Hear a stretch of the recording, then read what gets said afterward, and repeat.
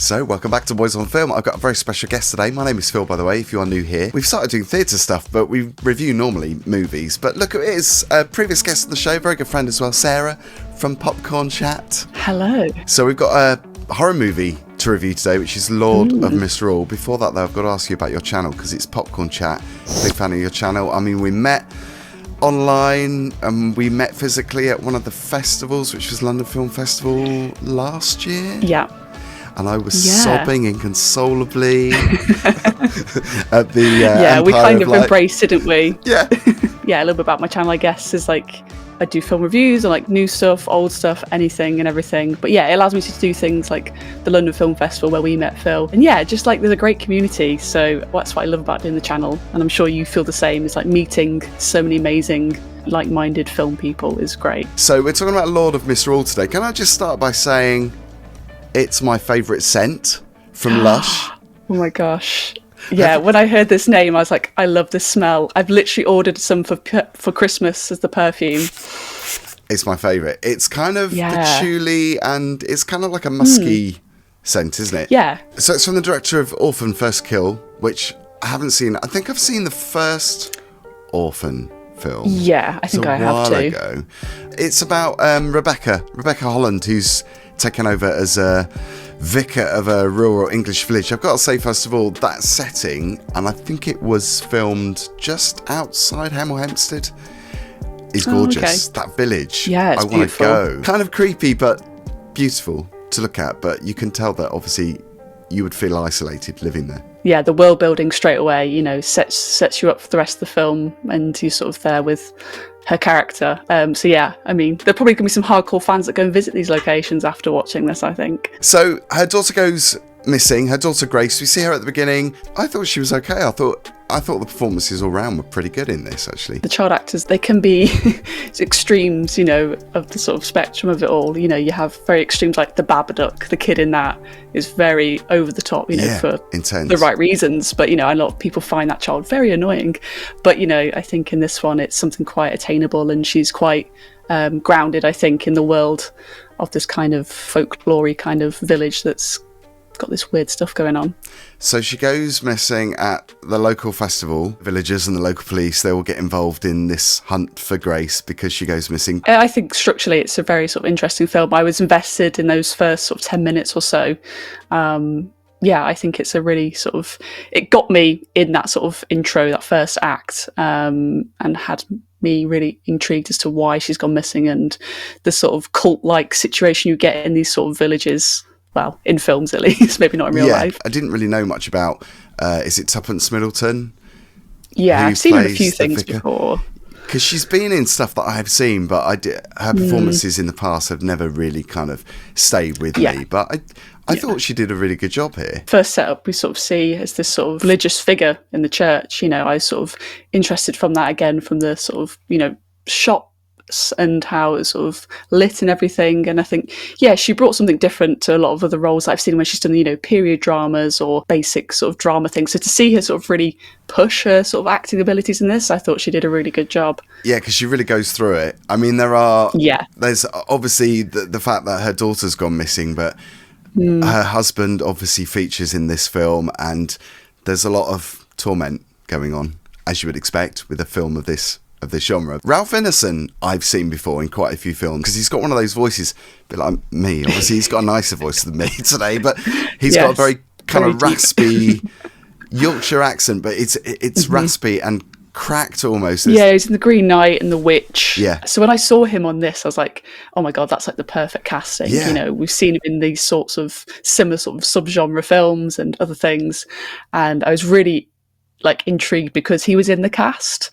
And like you said, his voice is just so booming, and there's something about him doing these darker roles that I just really love. And then I've seen him in a few things where he's done American accents. I was like, not so convincing. Yeah, I mean, he's brilliant. I mean, he's perfect for the role, I think. But I think he's a narrator as well. That's one of his other professions. So that makes sense. You can understand why, because he's just got one of those great voices. But he's also got one of those faces that Yeah. Like I say, he's not always done those horror roles, but I think he's great in a horror role because he's got one of those expressive faces. Yeah, there's something about it. And I think, leaning into, not spoiling too much, but the masks and stuff, I think that's sort of attuned perfectly for his character within this and, just the natural features he has. It really plays into the characters that he chooses to play. The trailer didn't really give that much away, and I'm glad that it didn't give that much away because the trailer didn't really sell the film to me. A lot of trailers, I think, it's a modern trend. They reveal too much. They do, and that's why I don't watch them anymore.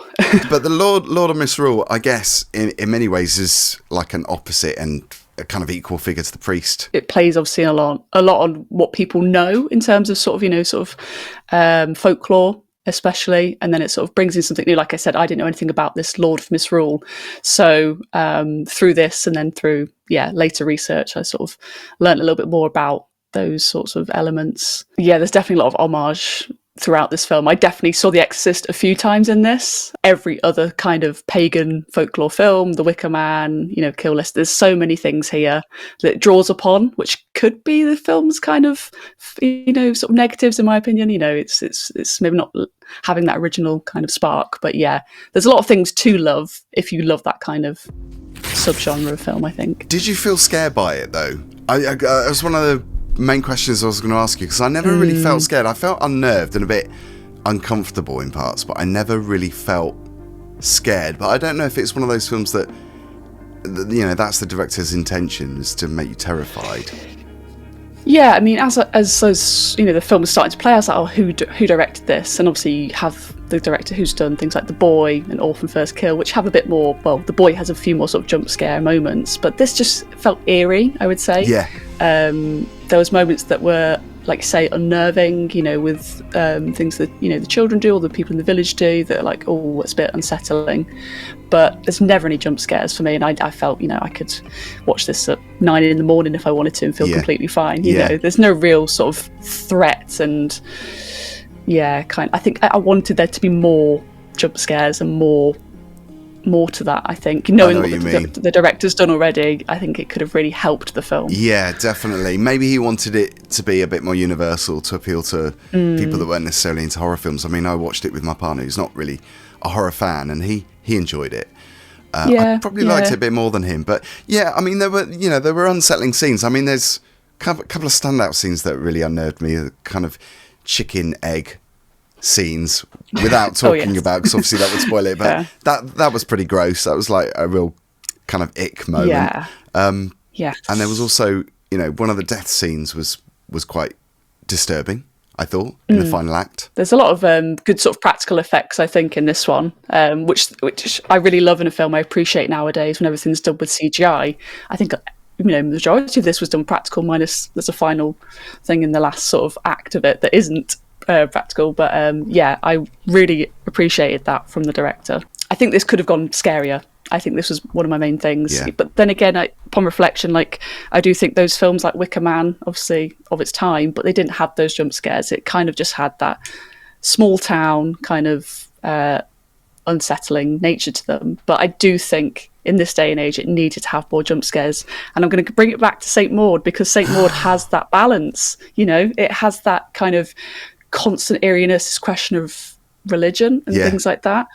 And then, there's that one jump scare that gets you. Oh my God. I love that film so much. It pays off for that. Yeah. I saw another film recently, Raging Grace, which I thought had a similar mood to St. Maud. It was quite different in other ways, but St. Maud, such a fantastic film, and a feature debut as well, wasn't it? I think. Yeah, it's absolutely stunning. Yeah. It's one that obviously I caught later in sort of the COVID thing we were going through, and I was just like, oh my God, and I've not stopped thinking about it. Yeah, and you're right about that jump scare as well, because it just comes from nowhere. You kind of, the setting, that something is going to happen, but you're not expecting it when it happens, and it's so intense when it does.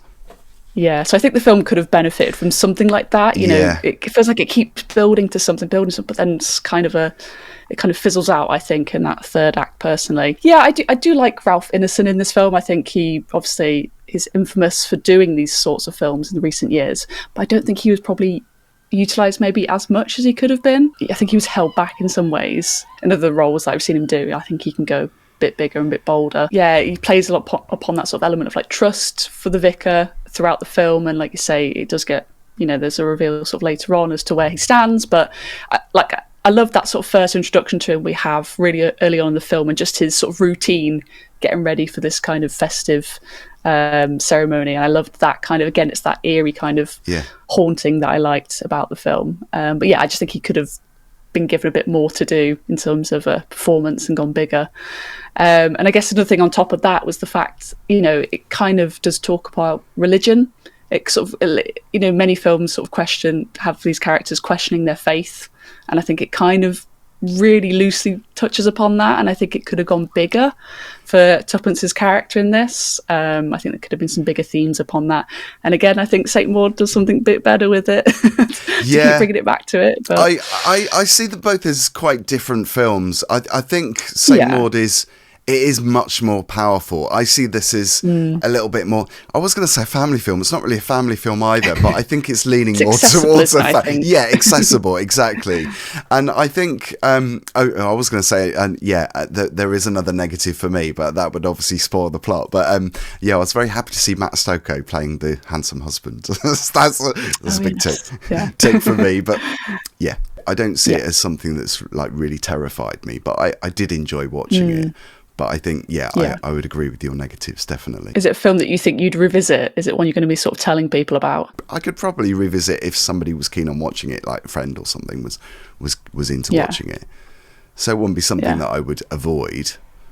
I think I've already recommended it to someone that I think, likes this kind of area of horror, really. Yeah. I said, maybe it's not going to be as wild as you might want it to be, but I think it's worth a watch at least. Yeah.